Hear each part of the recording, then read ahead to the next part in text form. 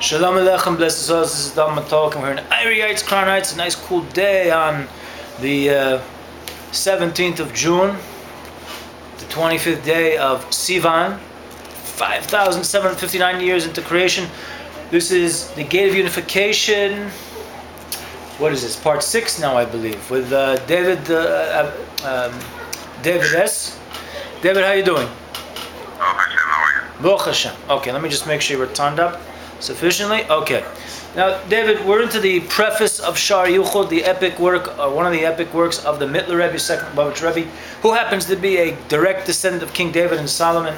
And he mentions in the preface that the mahu, what this book is about, these teachings are about the idea of unification of godliness, Yuchod Elukut, in every particularity of Seder Shtalshalut, the chaining down of the order worlds of the 10 spheros of Atzilus, Bri, Tzir, Nasiyah, the 10 spherot of the world of intellect, thought, speech, and action.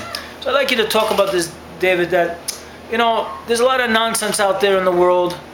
We're not, heaven forbid, putting down the true Kabbalah, or what we would call Sodet Torah, the secrets of Torah, but this whole idea of calling the inner dimension of Torah with Kabbalah and mysticism, and basically a lot of people saying nonsense.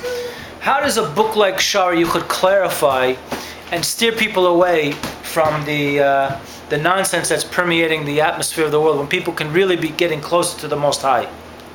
Well, the first thing is that usually nowadays in the world, and even I would say in greater teaching in university, the approach is very much black and white, and it's what we call in Hasidus a very emotional approach. And it might sound like a deep intellect, but if you take your time to break it down, it's still a very black and white approach.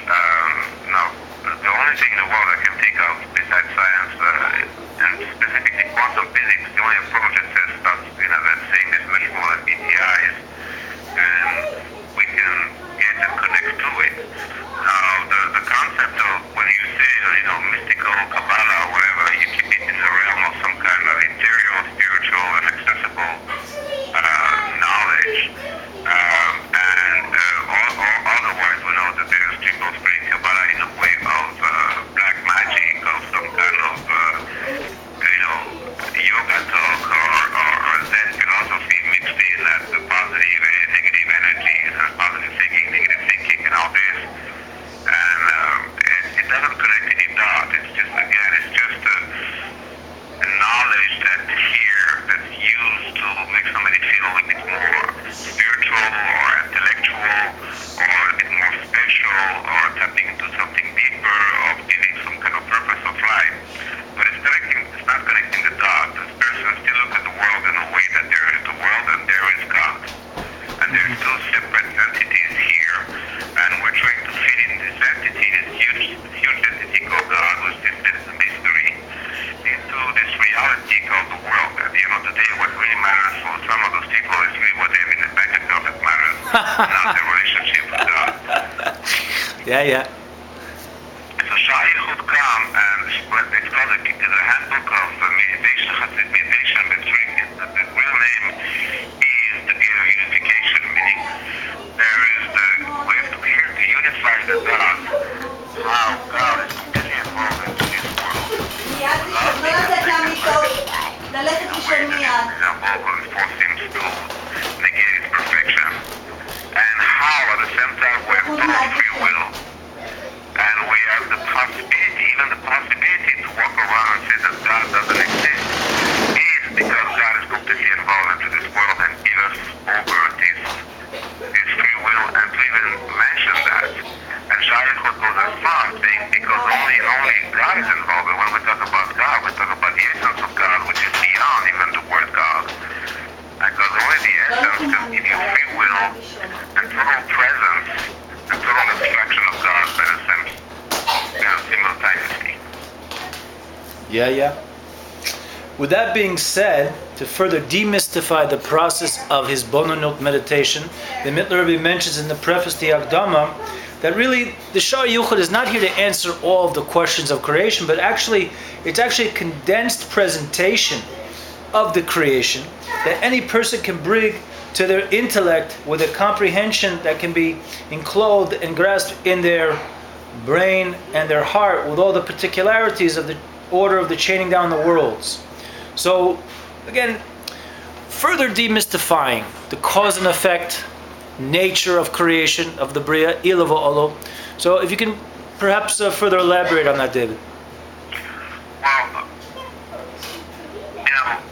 we know that the essence, the creation of God is not a creation of cause and effect. It is a creation of from nothing came out something. Mm-hmm. But within this process, God put a process of cause and effect. Shaykhut is basically here to give you a way to work your brain into a divine way of thinking. God is enabling us to access His way of thinking. At this point, you can say as a creator, as a spiritual being, the way God thinks for Himself is, I don't know. But at least we can tap into the fact that this is the way God created everything. This is the way it works. So which is God is still in the creation, knowing that. But we think just like a heartbeat keeps going, this creation is being recreated every moment. It not just happened a long time ago, 6,000 years ago. Right. And Shaykhut is enabling somebody's intellect to choose for himself. Is there a God or is there no God? Is there a truth or no truth? You see, of course you have to apply some faith to it, but it's not based on blind faith.